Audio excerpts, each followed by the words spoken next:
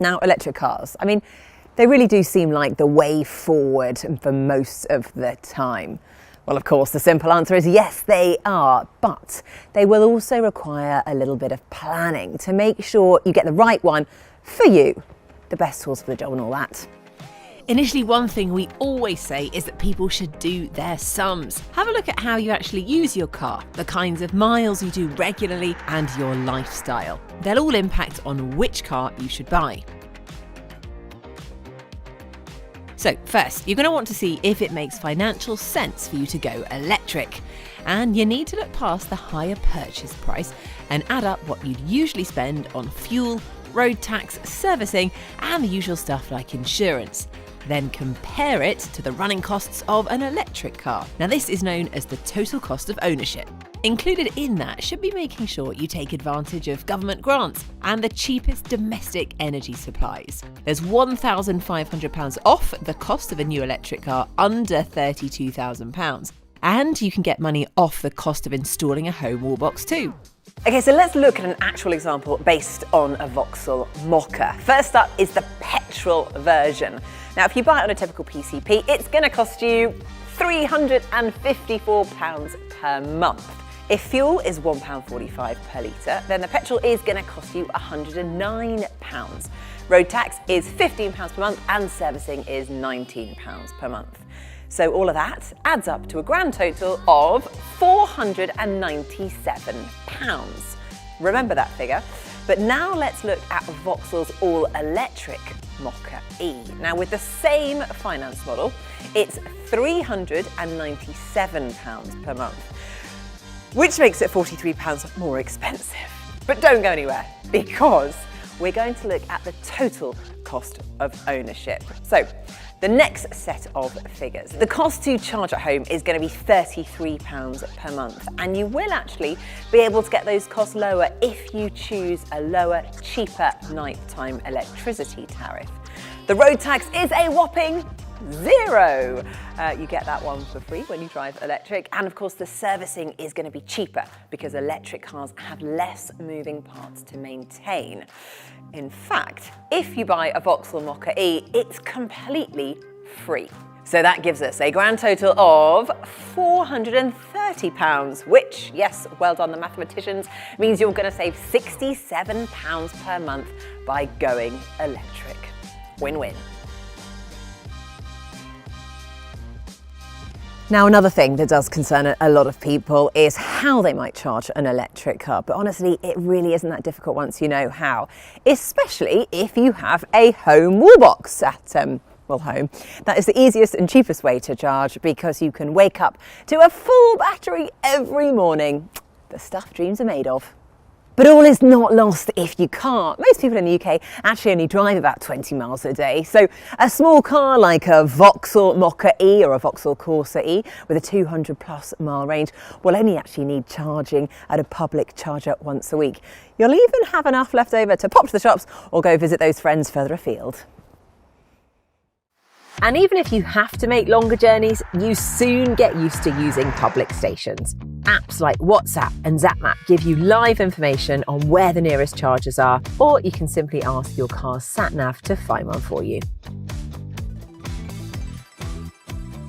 Okay, we know it can sound a little bit complicated at first, but honestly, once you properly try an electric car, very few people actually want to switch back. I mean, they're quick. They're fun, they're quiet, efficient, and they're good for your wallet as well as the environment. And you will never have to visit a petrol station ever again. Win-win.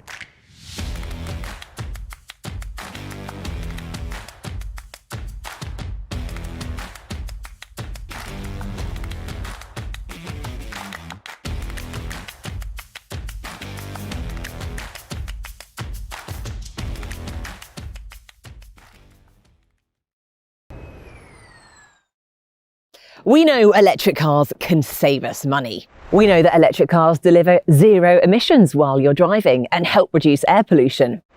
We also know that they have less moving parts to go wrong.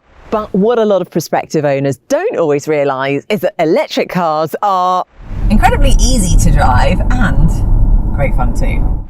I'll start with the stuff that you won't see. There's no gearbox, for example, doing 1,000,001 things under the bonnet. There's no gear stick to waggle around.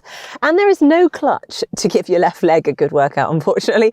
All you do have is a selector like this, where you literally choose between going forwards or backwards. And for the times that you're not doing either of those things, you can select park and it locks the wheels. Now, just like an automatic, there are two pedals, the accelerator and the brake. And yeah, it's the pedal on the right that delivers all the fun. Now, unlike driving a diesel or a petrol car, electric cars deliver full power the second you press the accelerator. It's known as instant acceleration, and it's something that electric cars are really well known for. The other thing that you'll also find while driving is that an electric car feels more secure, it feels more sturdy, and that's because the battery pack is right below the seats, and that keeps the centre of gravity nice and low, which ultimately makes them feel way faster than their power output suggests. If your first experience of an electric car is driving away from a dealer forecourt, a bit of advice, just take it easy, okay? Now, if all you're worried about is getting from A to B, that is pretty much all you need to know. It really couldn't be much simpler. But there are some other buttons, some other modes that we think you'll probably want to explore too, as they make electric cars both more efficient and more fun. Okay, well, let's look at what happens when you press this B button here. Well, nothing yet. You'll actually only notice a difference when you're driving, and then you have to lift off the accelerator. Then what you'll do is you'll feel that the car seems to slow down faster. I guess it's a bit like changing down a gear in a petrol or a diesel car. Now, this is called regenerative braking, and what it actually means is that you'll use the brake pedal a lot less than you will before, because lifting off the accelerator does the braking for you. But at the same time, it saves you energy. More energy goes back into the battery, and ultimately what that means to you is that you need to charge less. Now, it sounds complicated, but honestly it's really not. When you're slowing down and take your foot off the accelerator, the electric motor performs a bit of a party trick. Instead of sending power from the battery to the wheels, it sends power from the wheels back to the battery to give you more range. It might feel a little odd at first, but actually once you get used to it and realise that every time it happens you're putting power back into the battery, it does get a bit addictive. Okay, now we're going to look at the different driving modes that you have down here. When you start the car, it will automatically be in normal, and that gives quite a good balance between performance and efficiency, and it will probably be the mode that you actually use most of the time for your everyday driving. However, you might want to change it occasionally. Choosing this eco setting, for example, maximises the battery power by reducing the electric motor's power output, and it does things like switching off the heating. Now, it might be useful if you're doing a longer journey and don't want to stop to charge, and actually the car still feels plenty fast enough, so it's not too much of a hardship.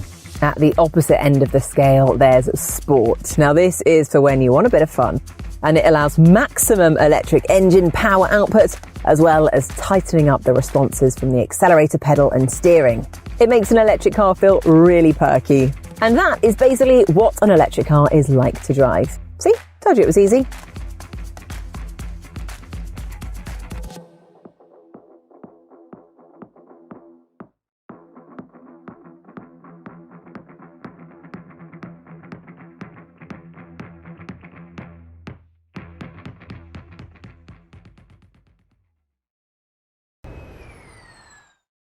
Now, there is one word that you're really going to have to get used to when you start researching electric cars, and that is range. It sounds like a relatively simple term, and well, it is, but there are some complications to it. So let us clear the air. Firstly, the range numbers you'll see quoted in reviews and on the websites are simply saying how far a car will go between charges. These are independently assessed official figures, but they're basically done in a lab. So when you get in the real world, it will almost always be less. They give us a benchmark so that we can compare cars. Don't go and buy a car with a quoted 200-mile range and expect it to do a 200-mile journey without giving you a few squeaky bump moments. Now, having a long range is clearly a luxury because it means you'll be charging less and you get more miles by having a bigger battery or a more efficient car.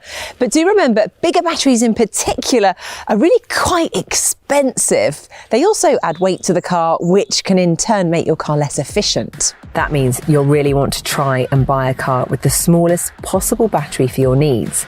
It will save you money and mean you use less power, as you won't be carrying around heavy cells that you don't really use. So you really need to work out how much range you actually need to be comfortable. If, say, for example, you do a 20-mile commute each day, you have a home charger, and maybe your longest regular journey is to go and see your grandma 50 miles away. Well, this Vauxhall Corsa E will have plenty to spare in that instance, and you'll only need to charge once a week, if that. If you only do a couple of big journeys every year for a holiday, say, then don't forget you can stop at a rapid charger and top up. It is worth spending an extra few minutes plugged in every once in a while, rather than lugging around a big expensive battery all the time just for a few special occasions. Now, a car like this Vauxhall Corsa E will charge at a maximum rate of 100 kilowatts. That means you can charge from 15 to 80% in about 30 minutes at a public charger. And of course, you don't have to wait with the car while it charges. Oh no, you can crack on with your life admin or grab a coffee. Now, there are clever little ways that you can actually stretch your range to make your battery power go a little bit further. One of them has to be one of my favourite features of driving an electric car. It involves your phone and preheating, and it is perfect on a day like today. Now, rather than coming out on a cold winter's morning and having to sit in your freezing cold car while it heats up, or get your de-icer out and your scraper, instead, you can preheat the car from your app. You can sit at home in the comfort of your living room, drinking your cuppa. You can even do it from the comfort of your own bed while the car heats up, gets nice and toasty, ready for your arrival. It means the car is taking this energy to heat the car from the mains charger rather than the battery. So you use the car's stored energy for driving rather than defrosting. You can set this from the car's app or in the settings menu.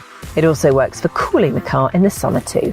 The app does quite a few clever little things, actually. One of them is that you can set your car to charge during the night time, which means you can take advantage of cheap electricity rates. So what you could end up doing is actually charging your car for a couple of hours each evening instead of doing one big charge at the end of the week, which could end up saving you a decent chunk of cash. So hopefully you're now feeling more confident about what range you actually need, and also more comfortable in choosing the right battery size to fit your lifestyle. You could say you're feeling more at home with your range.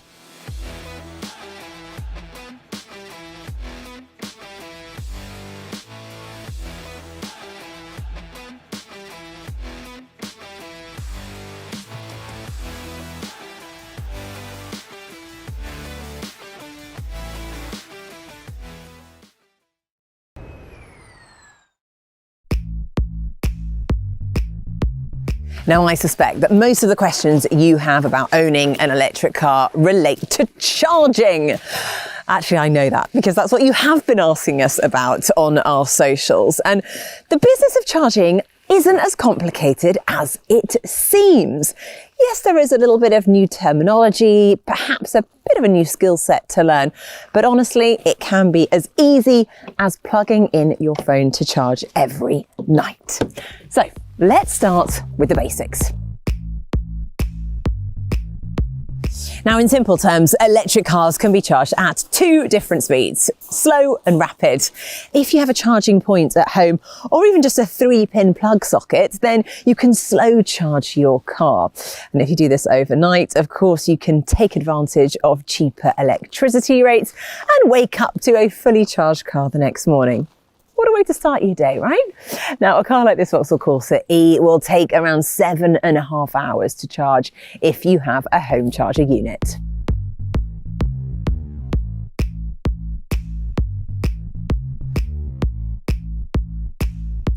Now, obviously home charging is really simple and cheap, but what if you need to recharge mid-journey? That's when you're going to need to use a public rapid charger. And these do actually come in all shapes and sizes, but the good thing is they pretty much all do the same thing. They put a lot of electricity into your battery in a short space of time. Finding a charger is simple. There are loads of smartphone apps that not only show where charging points are, but they also show you if someone is actually using it. We would recommend using ZapMap, PlugShare and WhatsApp as great places to start. Or of course you can use your car's navigation to help find them too. A lot of rapid chargers have an output of 50 kilowatts, which is 7 times more than you get from your home charger. The latest generation of rapid chargers can charge up to 350 kilowatts, which is 50 times faster than your manage at home. Now, the Vauxhall Corsa E has a maximum charging speed of 100 kilowatts. So at a rapid charger, it will take about 30 minutes to go from 15 to 80% charged. Although rapid chargers come in all shapes and sizes, they all work in the same way. You plug in, choose to pay by contactless or through an app, and that is basically it. When you want to stop, you either end the session on the charger or by tapping your contactless card on the pad. See, told you it was easy. And you don't even have to stay with the car while it's charging. So go, get a coffee, get on with your life admin, or maybe do some shopping. But I know you still have questions, so let's look at those. This is an easy one. In a car like this Vauxhall Mokka-e, the cable you will get with the car here is 6 meters. That's actually longer than the car itself, so it means you'll be able to stretch to a charge point even if it is at the opposite end of the parking space. If you're using a public rapid charger, like the ones you'll find at motorway service stations, the cable is actually built into the charger, so you'll need to remember where your socket is on your own car and park it close so you're not having to stretch the cable too far. On this Vauxhall Corsa E, the flap is at the back, so you'd reverse in to make it nice and easy. Okay, this is the big one that everyone does worry about, fair enough. But first of all, you're soon going to get used to charging and how the car works, where you plug in, so you will soon learn to stop worrying. However, if something goes wrong, maybe you make a miscalculation or take a wrong turn and you run out. So what happens in that instance? Well, exactly the same thing as if you were in a petrol or a diesel car and you ran out of fuel, you will just come to a slow stop. Although an electric car will give you plenty of warning that it's getting low on juice and will actually even suggest nearby charging points to help you out, it will also give you a few 100 meters of emergency power to make sure you can pull over to a safe place. Then you're just going to have to call a breakdown service and wait for help, just as you would in any other car which runs out of fuel. They will then come and either top you up using a generator charger or tow you to a charge point.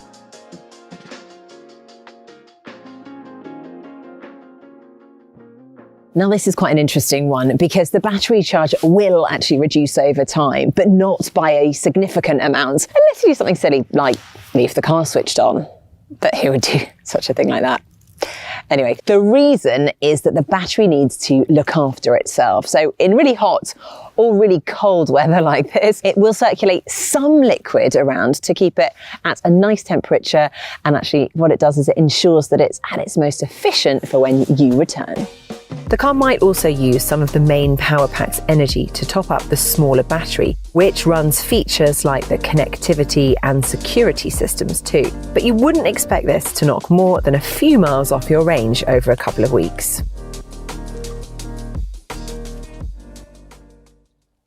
Yes.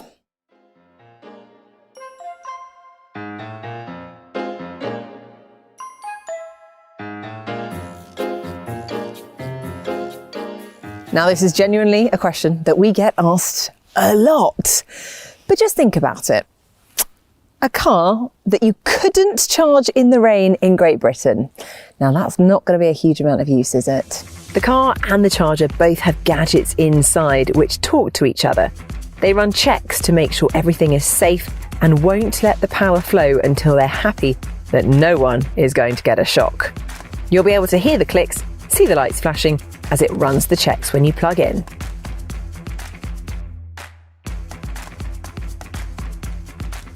Now, this is something that you do not have to worry about, because as soon as you plug the charger into your car and start charging, it will lock into place. The same is true usually in most public charging points, because it's only you with the key that can unlock it. And that's it. Just like that, you are charged up, ready to go, and you won't ever need to set foot in a petrol station again. Unless, of course, you want to buy chocolate or Krispy Kreme donuts.